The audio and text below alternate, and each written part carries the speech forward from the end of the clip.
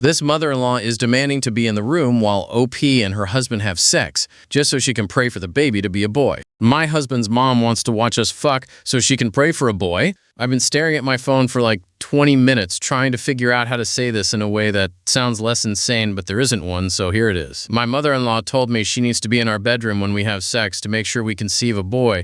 She has a whole plan. She's serious. We've been married almost 3 years. I'm 29, David's 30.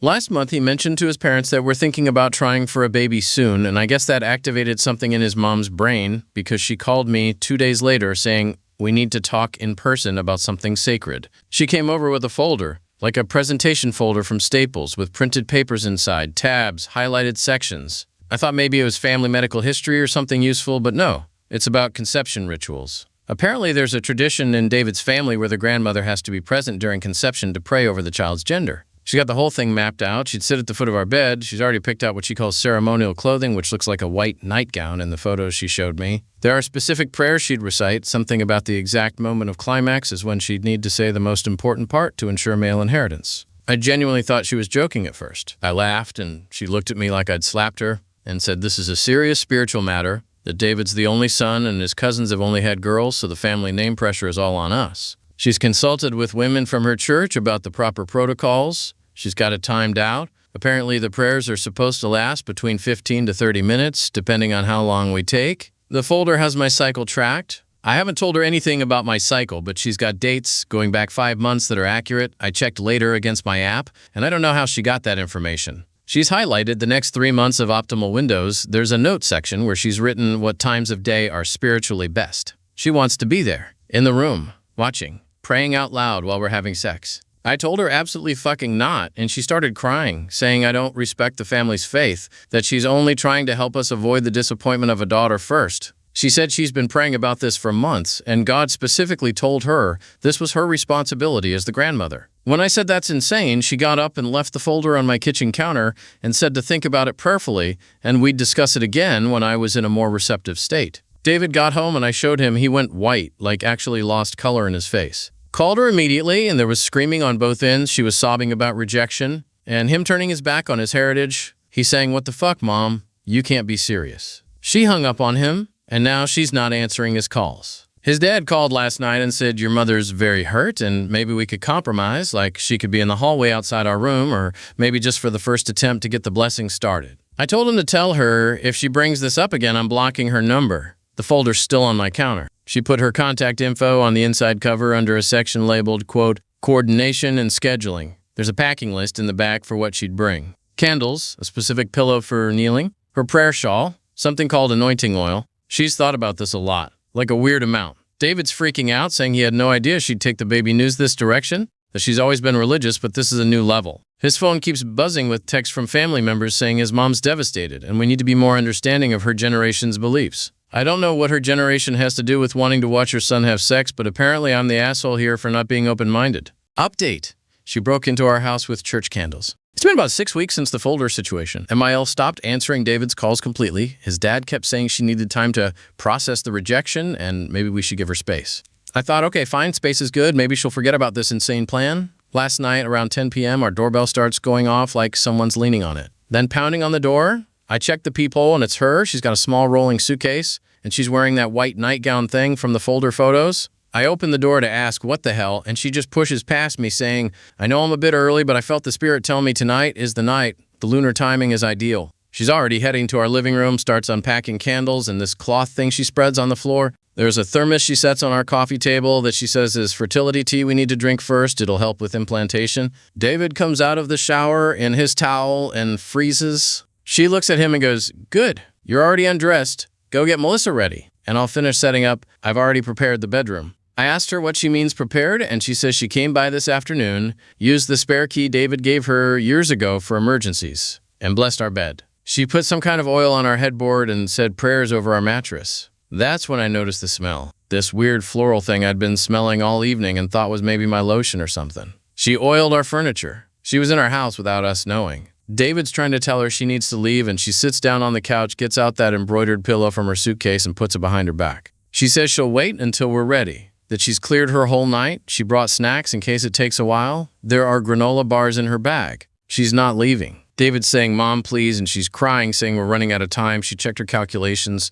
and tonight is in the optimal window. Why are we fighting this when she's offering help? She starts listing Bible verses about children and blessings. I called the cops. David's standing there in a towel, trying to reason with her, and I just called 911 and said there's someone in our home refusing to leave. She's telling the dispatcher she can hear on speaker that this is a family matter about prayer support. 2 cops show up and she's explaining to them very earnestly about conception blessings and showing them the folder, which apparently she's updated with new sections. There's graphs now. 1 cop is biting his lip, trying not to laugh. The other's asking us if we want her arrested for trespassing. David says, no, just please get her out. They basically escort her out while she's wailing about her grandson, about how we're condemning our future son by refusing her help. 1 cop takes the candles and mutters something about fire code. His dad's been calling all morning, screaming that we humiliated her, that police involvement was extreme and cruel. She's apparently at church right now telling everyone we blocked her from practicing her faith. I changed our locks an hour ago. That oil smell won't come out of our headboard. I've scrubbed it twice. Comment 1, she oiled your headboard. I'm fucking done. OP replied, it smells like a Bath & Body Works threw up in our room. Comment 2, wait, she's tracking your period without you knowing? That's not even the craziest part of this, but that's so fucked. Comment 3, the cop trying not to laugh, I would have lost it. Comment 4, condemning him to not exist. The grandson who doesn't exist because you won't let grandma watch. This is peak insanity. Comment 5, so she broke into your house and your husband still doesn't want to press charges? Bro. OP replied, he's in therapy now, starts next week. I told him either that or I'm staying at my sister's until he figures out boundaries. Comment 6, the embroidered pillow. What did it even say? OP replied, some Proverbs verse about children being a blessing. There were little lambs in the corners. Comment 7, you know how she gets arrested apparently. Comment 8, I need to know what was in the special tea. Comment 2 replied, probably something to make them horny. This lady is unhinged enough. Update 2, she started a prayer campaign and I'm apparently infertile now.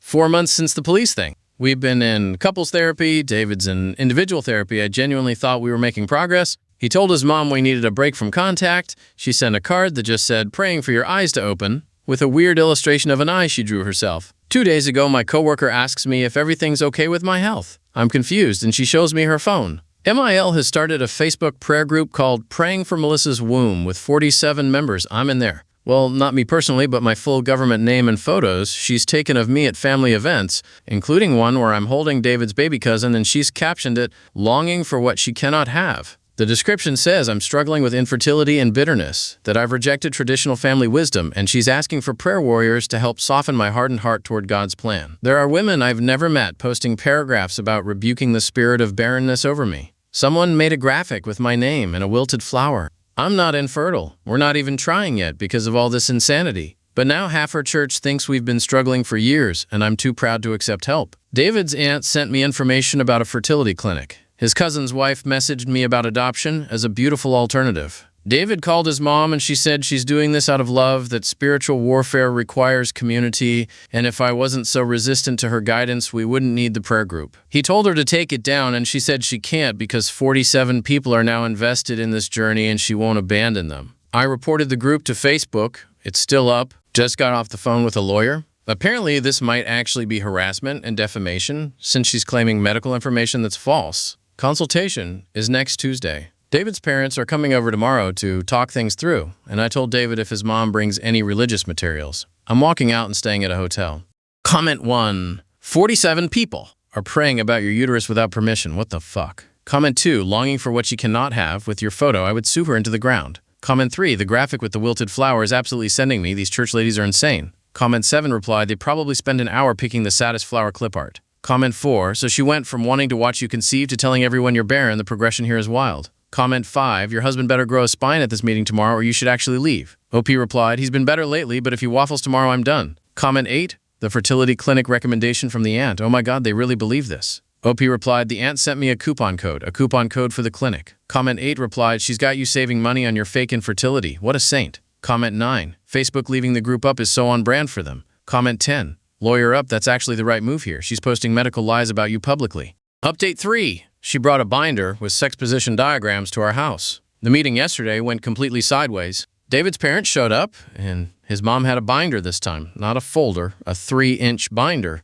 Tab 1 was printouts of all the Facebook prayers. Tab 2 was testimonies from the prayer group about miracles they've witnessed. Tab 3 I didn't get to see because I left. She sat on her couch and said she's willing to compromise. No more asking to be in the room, but she wants weekly updates once we start trying, and she's prepared a list of rules. No sex on Sundays because that's the Lord's Day. Specific positions that are more open to blessing, with diagrams she printed from some Christian fertility website. A meal plan for me with foods that supposedly increase chances of male conception, heavy on red meat and yams for some reason. David's dad is just nodding along, saying this seems reasonable, that she's worked really hard on this. The binder has colored tabs. There's a section on what I should wear to bed. I asked her directly if she understands that we haven't even been trying, that the infertility thing is completely made up. She smiles and says not yet, but prevention is better than cure, and that all this preparation means when we do start, we'll be successful immediately. Then she says the lawyer threat was hurtful and unchristian, and she's added me to a prayer specifically about my legal spirit. David told them to leave. Not like before where he was tentative, he actually stood up and said, get out, take the binder, the prayer group ends today, or we're going no contact. His mom's face went blank and she said,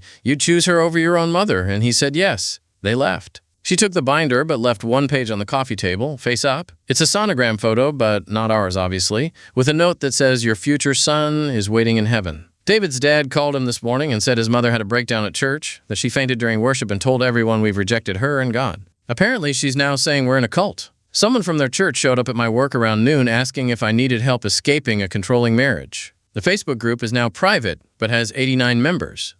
And that's where this trashy-ass story ends. Thanks for your time. Hope it wasn't a total waste. Hit the comments, would you let your mother-in-law stay? Or just call the cops straight away. If you want more stories like this, subscribe or at least drop a like so I'll know if anyone actually gives a damn. Peace out, guys.